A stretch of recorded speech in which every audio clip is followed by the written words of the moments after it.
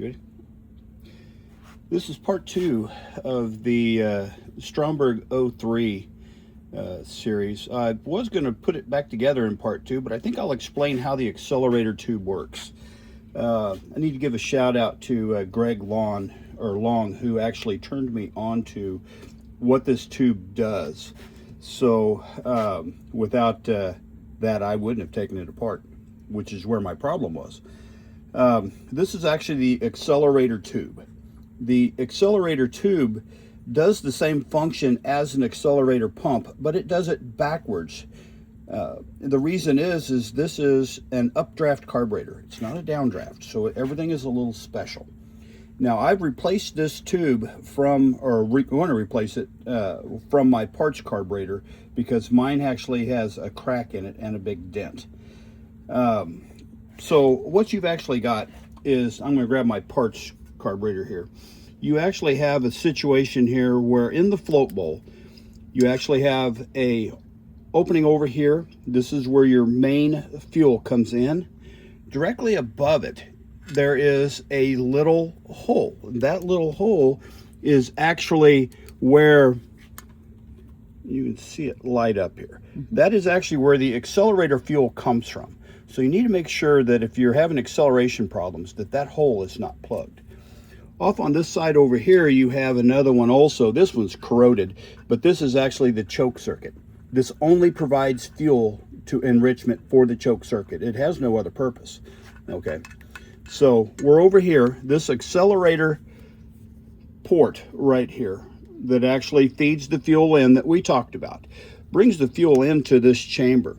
This chamber goes up. It has no other inlets. That's the only place that it draws fuel from. This tube sits in here, goes all the way up and screws into the top. Okay. Well, up here you have another little jet here, a little orifice. And then inside of here, you have another point right here where it actually draws air. On the upper side of this plate here, you have maximum vacuum when the plate is closed. The plate is closed at idle, okay, which is here, okay? So you have maximum draw. This little port here keeps it from drawing too much fuel, but that vacuum actually draws fuel through the hole out of the bowl and up the tube.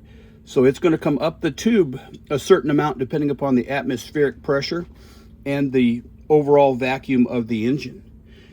When your fuel is pulled up, as soon as you open the throttle, okay, you lose that vacuum. And that vacuum becomes the same as the vacuum in the actual Venturi, okay? So then this vacuum and this vacuum equalize. When they equalize, the fuel drops down this rod. It drops down this tube. And from the bottom here, hydraulics cause it to come back up and actually go into the jet here on the inside. That jet is screwed directly in to the Venturi. It actually comes in right here on this side of the Venturi. You can see it right there. That's its only purpose. Its only purpose is to meter that fuel into here.